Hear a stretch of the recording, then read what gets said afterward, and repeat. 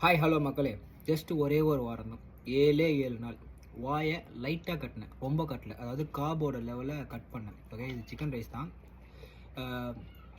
காபை வந்து கட் பண்ணிட்டா எனர்ஜி கிடைக்காது, கொஞ்சோண்டு காப் ஆக்கினேன். எப்படின்னா ஒரு 50% காபு, ப்ரோட்டீனையும் ஃபைபரையும் அதிகமாக்கினேன்.